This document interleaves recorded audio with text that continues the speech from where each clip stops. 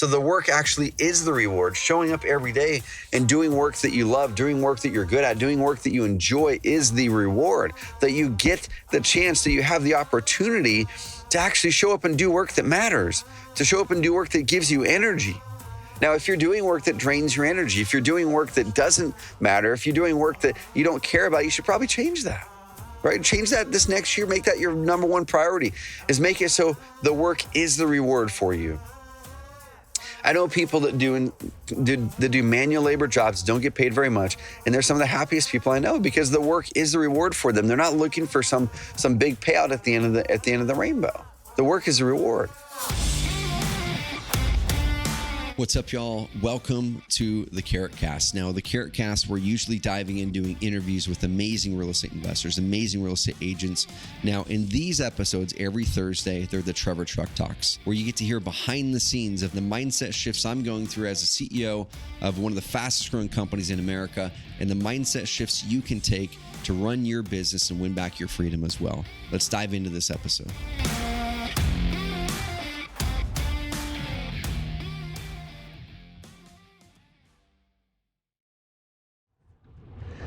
This year was a doozy, y'all. This year was a doozy. In this episode of the Carrot Cast is the Trevor Truck Talk. I'm driving to the office one beautiful, beautiful December morning, the week of Christmas. It's rained outside. It's not raining right now, though. The sun is popping through the clouds. Just amazingly beautiful out right now. This time of year, one of the things I love the most about Oregon are the hills. Guys, go follow me on Instagram, trevor.mauch, M-A-U-C-H, and check out some of my pictures. It looks like you're driving through Ireland this time of year. I love it. So, guys, this episode, like I said, I start to think about the end of the year really deeply in December, especially going into Christmas week as we slow things down. And here at Carrot, the last couple of years, we've done what we call 4-day work weeks in December. So we give our team members a day off during the week, an extra day off during the week. They just have to work 4 full days, get amazing work done. We pay them for 5. And so we slow things down a little bit, but we also close out the year strong. So by no means do we say, we're laying down. By no means do we say that our goals don't matter in December. They do. We just say, let's get a little bit more focused and cut the fat off that's not really driving towards the goals and the outcomes, and do the stuff that's important, then get an extra day off. And during that time, this last Friday, I just sat there and I wrote down my list of my learnings for this year. So I'm going to be giving the entire list and going in deep detail and answering questions on my annual Epic planning call to help you really dial in an amazing start for your next year, for 2022. So if you guys want to join me live, it's the Wednesday between Christmas and New Year's. You go to carrot.com/epic. That's carrot.com/epic. And join me live, guys. Nothing to buy there. It's something I'm passionate about, and it's among the most attended trainings I'll do all year. There'll be hundreds of people on the call. So guys, carrot.com/epic. Check it out. So today I'm going to be going through on the drive to the office some of my biggest learnings that I'm going to be diving into deeper on the Epic planning call. So I've just got a list typed out here, and I use Apple Notes quite a bit. I've got a list typed out here where I'm going to run through some of these, and we'll be able to dive into more of these in deep detail. But I've got about 15 to 20 things here. I'm going to be honing them down between now and the Epic planning call. And these are in no particular order, but at a high level, this year was one of the hardest years and one of the best years. It had the biggest ups and the biggest downs. And I don't remember a year like this in recent history, honestly. I mean, there's some years where, it was just amazing business-wise pretty much the whole year. And there's some years where it was hard business-wise pretty much the whole year. There's some years that was, just pretty ho-hum, just kind of doing the things family-wise, hobbies-wise, things like that. There's some years where, I just completely failed all my physical goals, and then there's some years where I nailed all of them, right? But this one seems like I had the most extreme ups and downs. So I'll kind of start at the start of the year. So I kicked off this year coming out of basically riding 500 miles on my bike. In December of last year, I did something, if you guys remember, called the Calendar Club, where I rode a mile every single day for the day of the month. So if it's The 10th of December, I rode 10 miles. The 1st of December, 1 mile. The 25th on Christmas Day, I rode 25 miles on my bike. That was the stationary bike trainer. And I did it to build discipline.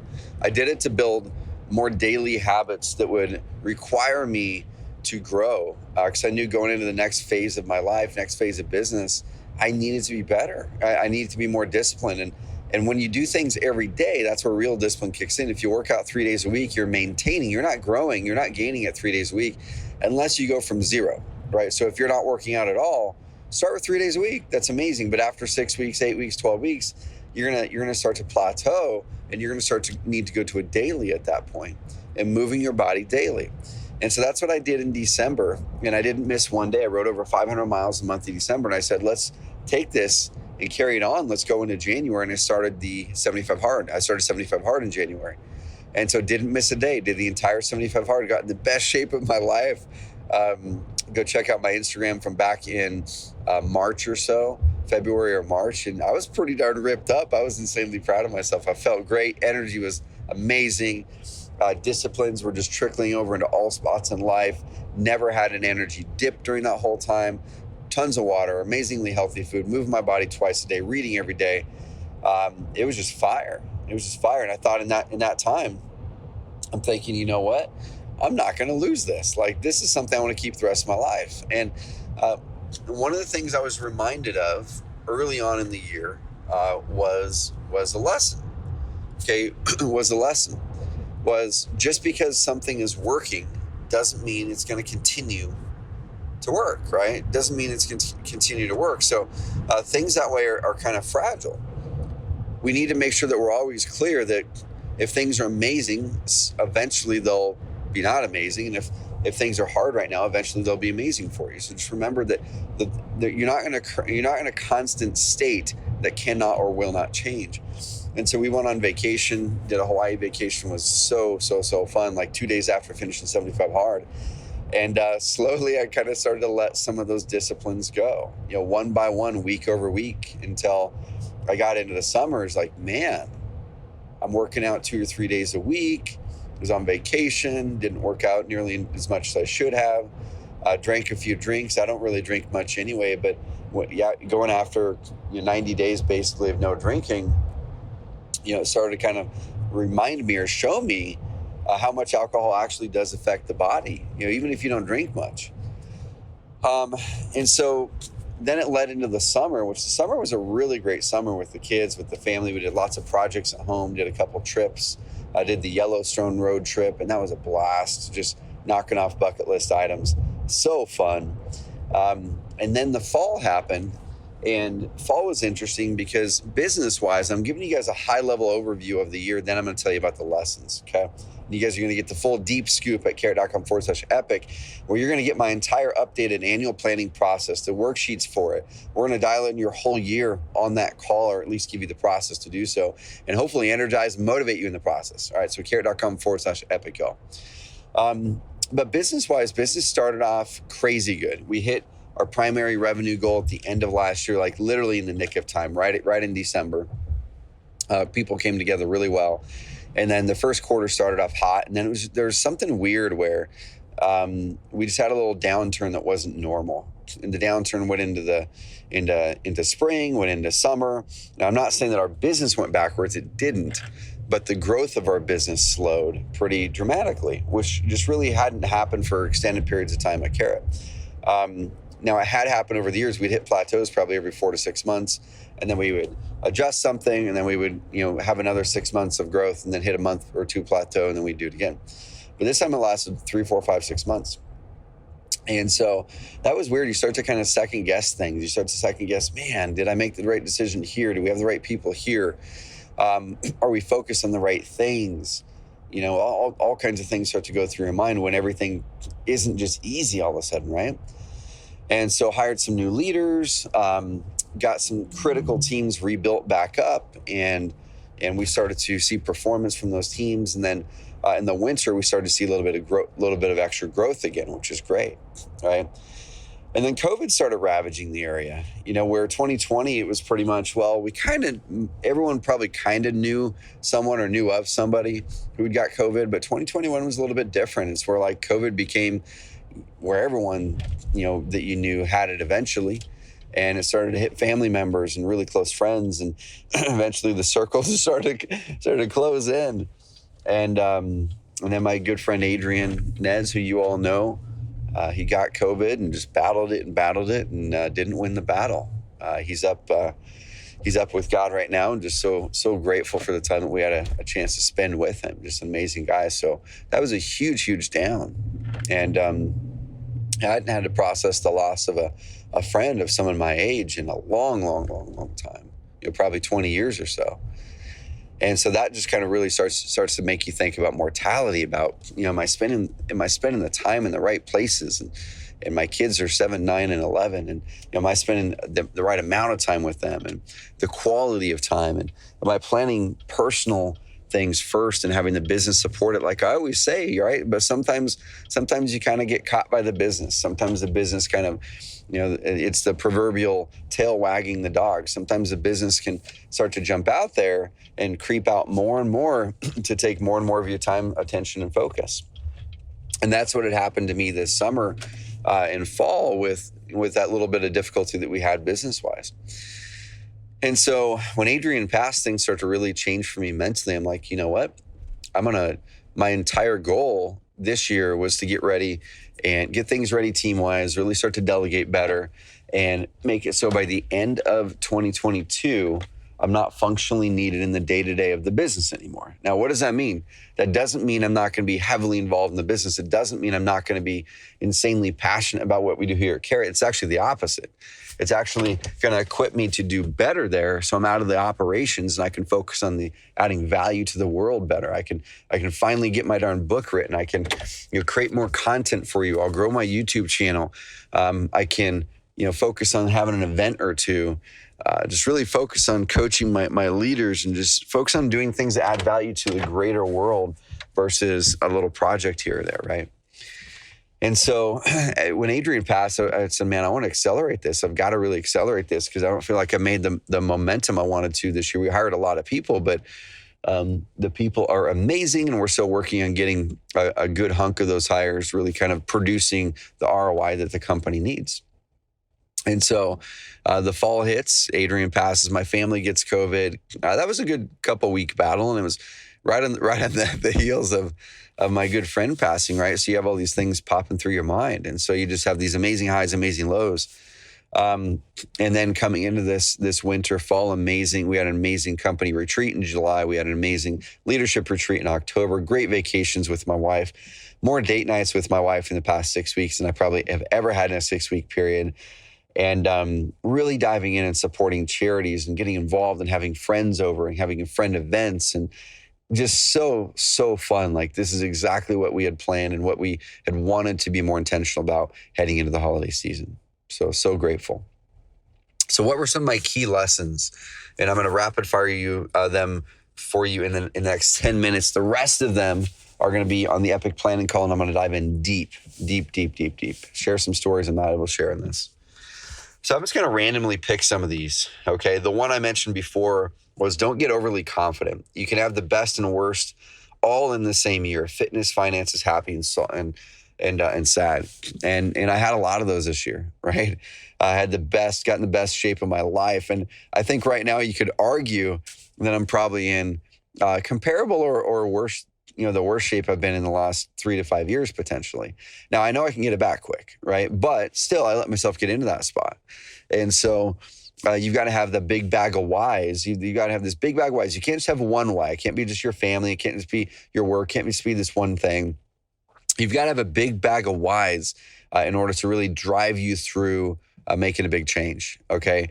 And even if you know the process, right? I've got an amazing process that's being versus becoming. And sometimes when you kind of get into those dark spots, you've got to yank yourself out of it. And I started yanking myself out of it the last several weeks, which has been really, really great. Just an amazing positive mindset, just an amazing, momentum heading into the new year again. which is great. But I was probably out of it for, man, a couple solid months.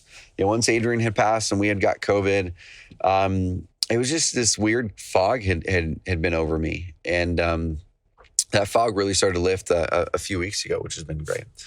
So that was one lesson there. Don't get overly confident. You can have the best and the worst in the same year.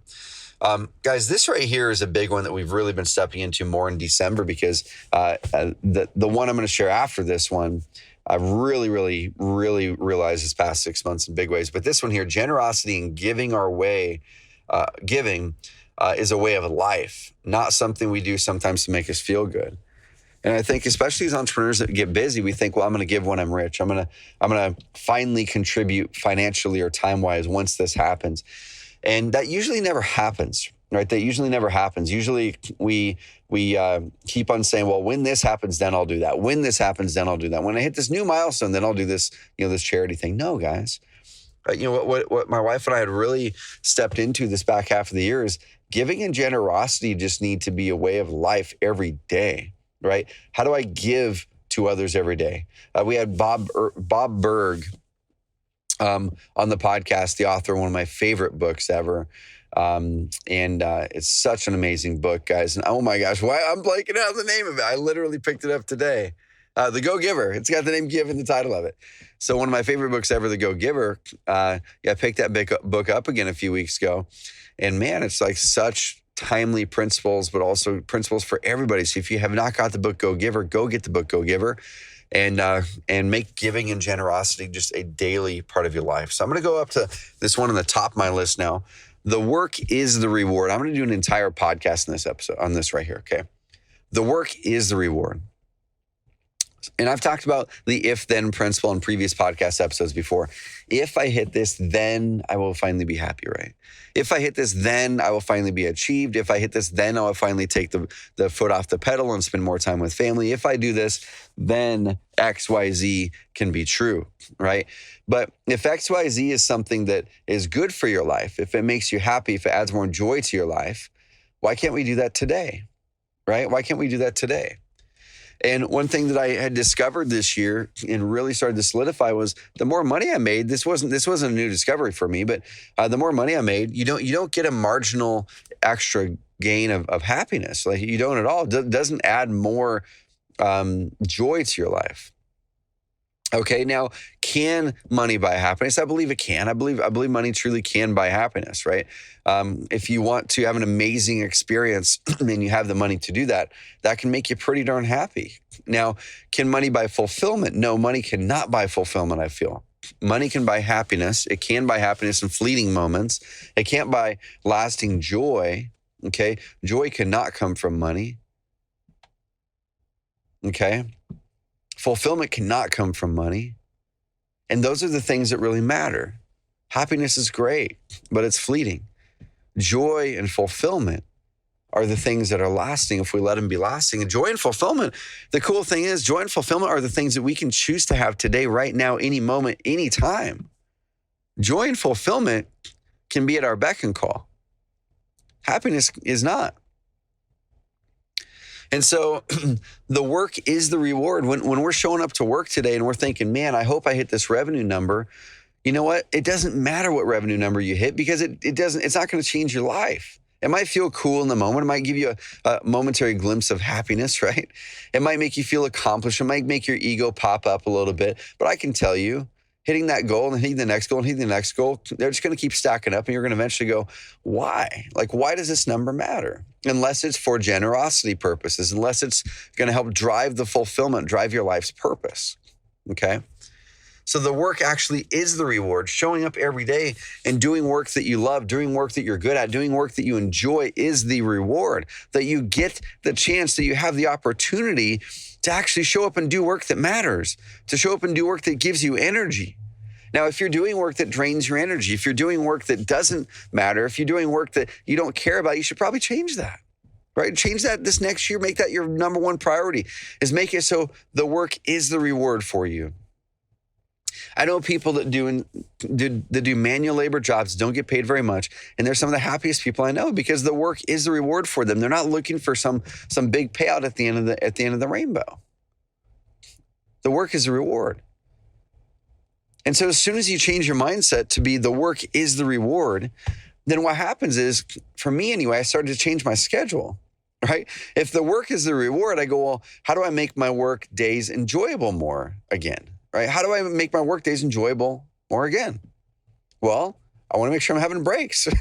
There was a period of time this fall, when things were just jamming, that I just didn't take a lunch break a lot of the times. And that's not something that I would normally do. But for months and months, it was a very common occurrence where lunch break wouldn't happen. And I'm working out 2 or 3 days a week. And then I'm in all day of meetings. I'm like, man, I shouldn't have even been on half those meetings. And the team grew by, 30 or 40% this year. And things kind of broke like we've talked about. Many times the things break at the 10s and the 3s. So 10 employees, 30 employees, 100 employees, $100,000 in revenue, $300,000 in revenue, $1 million in revenue, $3 million, $10 million, $30 million. They break every time at those levels. And so we were at one of those spots. We went over the 30 employees, went over the 10 million in revenue. So they broke. And this year was a reset year, which was amazing. And as I'm looking back, I'm going, geez, this wasn't an easy year business-wise. But, we had an amazing year. We still netted multiple 7 figures. We still have amazing people, happy employees. We're still growing. We have an amazing opportunity next year. We're acquiring a company right now that should be closed by the end of the year. We're going to tell you guys about it next year sometime in the early part of the year. Man, we just have so many amazing things going for us. The work is the reward. So make sure you structure your work so it is a reward. So it's something you're grateful for, that opportunity by the time that you finish your workday. Was that workday balanced? Did you have movement in your workday? Did you have things that were creative in your work? Did you have things that give you energy in your workday? If not, make that your top priority this next year, to make the work your reward. Okay. Another thing, I'm going to give you guys 2 more. They're going to wrap this up. Okay. The only thing that is guaranteed in life are trials and death, right? All of us are going to eventually pass away. And we're guaranteed trials. And when I was studying James, the first James in the Bible this year, me and my friend Seth Bueckley and Brady, who runs this podcast, and my friend Aaron, we memorized all of First James, which is not easy. It's a big old hunk of text. And I was asking Seth, why are we memorizing this, man? And it became very clear why we were memorizing it later, because James talks about trials. And little did I know I was going to have some of the biggest trials that I faced in years happen within the next 3 to 6 months. And trials are guaranteed. Happiness and joy is not, right? So if we know that happiness and joy is not guaranteed for us every moment, but trials are guaranteed for us in our life, how can we take those trials and shift them? It goes back to a similar concept of the work as the reward. How do we change those trials to joy? How do we make those trials joy? How do we make it so, rather than asking, God, why did you do this to me? Go, man, this was done for me. This was done for me, even though it was something I didn't ask for. I didn't ask for this. I didn't ask for this bad thing. I didn't ask for this thing that I didn't want. I didn't ask for this thing that, whatever it is that is happening in your life right now. You didn't ask for it. But it was done for you, not to you. Okay. So as much as we can shift that mindset to say, what is the lesson here? How is this something that can make me stronger? How is this something that can build on my story and help my story help somebody else? I've got a friend named Donnie. Donnie used to work for us here at Carrot. And he's got a story, guys. He's got a story. Maybe I'll have Donnie on the podcast one day. But Donnie was a professional motocross racer, was the top of the game. Just, all over the TV and everything. And he had an injury that ended his career in his early 20s. And after that, Donnie then took that same ambition, went into the business world. And he started flipping houses in Tampa, had a big business, had a big office, had 15, 20 flips happen at any given time. And then the downturn happened and he lost that business, lost everything, lost all of his money, lost all of his rental properties, was foreclosed on tons of stuff. And he got into drugs and alcohol. Actually, he got into drugs from the painkillers from his injury in motocross. And then when he had all those downtimes during, after the crash and lost everything, he really went back into drugs and alcohol big time. And that just stayed with him for years. And then he was finally starting to get clean, and we thought that he was clean. And I'm like, man, I want to give Donnie a second shot. I'm going to hire him. And we hired him at the beginning of 2019 or 2020, I think it was. I think it was 2019. And we hired him, and man, he was doing great for some areas, but then he wouldn't. And then, he would show up to meetings and he wouldn't. And it was very clear. I'm like, man, he's back on drugs again. And I was just crushed. He's back on drugs again. And we were doing everything that we could do to help him. Yeah, he's not here local. We did fly him in a couple times, so we were with him in person. But eventually, we're like, man, we love you, Donnie, but we've got to let you go because I think the paycheck we're paying you is actually enabling your drug habit. So we've got to cut your paycheck off. And we love you, but you can't work here anymore. And then he kind of disappeared for a little bit.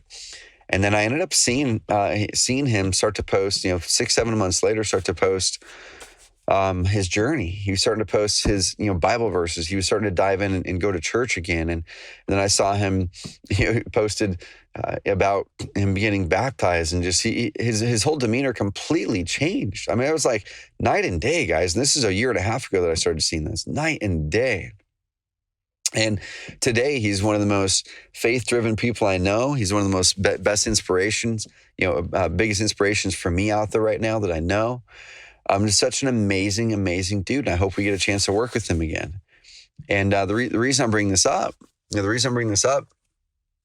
is he was able to use that story, all these trials that he's had thrown at him. Did he ask for them? No. Could one snap their fingers and say, man, that would have been pretty cool if I didn't have to go through this? Probably, right? But they're part of his story now.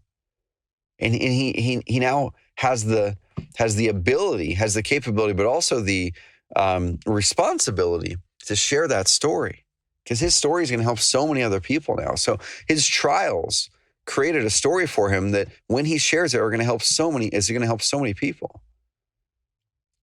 What did you live this year that created more of your story? What did you live this year that maybe had some trials in there, right? That you can pull back and go, how can I take these trials, or how can I take these good upswings and trials and turn them into a story that other people can learn from and it can change their life? How can I make it so I'm not ashamed of this thing, whatever happened it is, and I can share this thing with others so their life can change now as well? It was done for you, not to you, whatever challenges you had this year, no matter how big. All right, guys. So I'm going to wrap this podcast episode. Last a little bit longer than I was expecting. I've got another 9 or 10 of these in here. Build assets that grow in value. Money's going to keep growing and shrinking. Try to get money into spots that works for you. Find ways to make money with higher leverage and less work. I found some amazing ways to do that this year, guys. Some of the biggest returns I have ever had and will ever have are coming from some things I've done the back half of the year that literally have added 7 figures to 8 figures in net worth within less than a year. Guys, it's just crazy. So I'll share some of that on the deal. Depth is not where the wealth is created. Depth, not width, is where the wealth is created. Go deep, not wide. I'm going to talk about a little bit of that on carrot.com/epic. The better you get at questions, guys, and coaching others, the more success and leverage that you will get and your company will get. Okay, guys, book these trips of a lifetime early with those you love now. You may never get a chance. I've had some of those lessons recently. There's a whole bunch of others I'm going to share on carrot.com/epic. Guys, have an amazing Christmas. I love you guys. I love you guys tuning in every single week, twice a week, especially listening to these Trevor Truck Talks. And man, my greatest joy this year, outside of family, outside of faith, friends, is you guys. Is hearing and seeing the messages that come from Instagram where people send a message and say, you know what, Trevor, this podcast was so inspirational. It changed my life. Or Carrot, your product has changed my perspective on business. Or you literally saved my life. I've had those as well, guys. People sending me messages saying you and your message and Carrot have saved my life. And guys, I don't take that lightly. Okay. I don't take that lightly. It's not easy doing business. It's not easy living life, right? But I can tell you, I've got great joy. I've got amazing joy heading into this new year. I've got amazing joy knowing that we have real purpose in our work. Is the work easy every day? Heck no, it's not easy every day, but it matters. It's valuable. Our work matters. Your work matters. Okay. And I just love the fact that not only do we get to impact people on the other end of this podcast, on the other end of our product, on the other end of a live chat, okay? But we hopefully are going to help you earn a greater income so you can build more freedom this next year and make a greater impact, right? That's why I do what I do. So, guys, start to think about your year. What were your wins? If you had to name your top 3 wins and your top 3 things you want to work on, what are they? Heading into the new year. And then come on to carrot.com/epic, carrot.com/epic, and join me is we're going to map out an amazing new year ahead. I'm not going to guarantee you anything about the new year. I will guarantee you that there will be trials ahead in the new year. You will have amazing things that are going to completely change your life for the better in the new year. Okay. And it all starts with getting clear on where you want to go, why you want to get there, and who the heck you need to become. All right. So I'm gonna walk through all those with you guys. So the person that you need to become is the person that's going to help you wade through those tough trials. I never would have been able to make it through these trials like this 10 years ago, guys. The person that I have become has enabled me to go through these trials more strongly, to be able to grow a company and not quit, not give up like I was in previous companies, and to not be tempted to sell, but to say, how do I grow through this and learn to be a better leader, learn to be a better business owner, learn to be a better friend, learn to be a better husband, learn to be a better father, all while these trials are happening. And it creates amazing joy. All right, guys. So carrot.com/epic. I will see you there. Have an amazing Christmas, amazing New Year. If you're not listening to this during Christmas or New Year's, this applies to you any time of the year. So if you love this episode, give a rating, review on Apple Podcasts. I read every single one of them. They fire me up. And guys, I hope to see you at a future Carrot Camp as well. May and September, carrotcamp.com. Get on the wait list. They sell out fast, crazy fast every year. All right, guys. We'll see you later. Love you. Bye-bye.